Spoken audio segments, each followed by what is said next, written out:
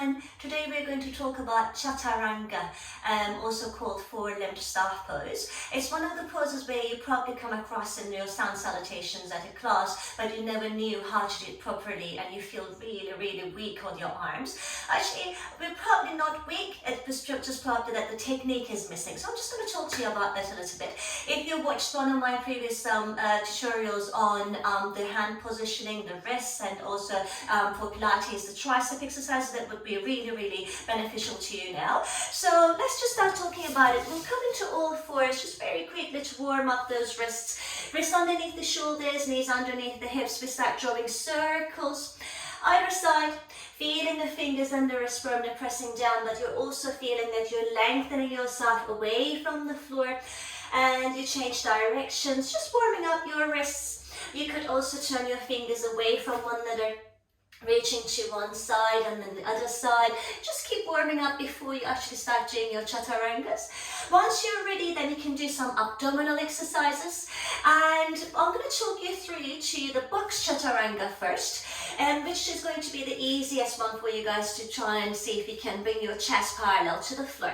So once we lengthen from the floor, we want to start rotating those shoulders slightly forward, and we're going to check that we don't sink the belly button down, we don't sink into the shoulders, because simply you're going to have so much more weight on your wrists. In the long run, your wrists and your shoulders are going to hurt.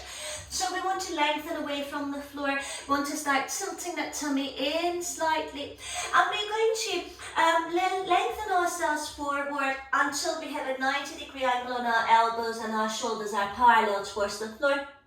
And then we lift ourselves back up. So we can keep practicing this. To take it a little bit further, you can walk your hands towards the front, and you can bring your shoulders over your wrist. And again, it's quite important, guys, that we don't sink into the belly, we don't sink into the shoulders, because you're not going to be able to bring yourself down that way. So we want to tilt from the pelvis, we want to lengthen those shoulders out towards the sky.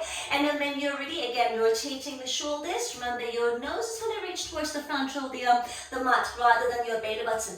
We're going to lengthen ourselves forward, bending those elbows, engaging the abdomen. We bring the shoulders parallel to the floor again. Nothing too low, nothing too high. We just want to be parallel to the floor. And when you're ready, you then start lifting your knees off the floor, tucking your toes under. And this time also we need to check that we're not letting the legs to be relaxed and we're not sinking into that body. It really is heavy that way. We lengthen ourselves up. We engage the quadriceps, which are the front of your legs. We engage the glutes, the buttocks. We tilt the tummy in, and we lengthen from the shoulders.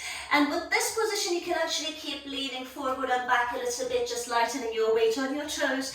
And when you're ready, keeping that pelvis tucking in, we come forward, and then we bring the shoulders parallel to the floor. And this is our chaturanga.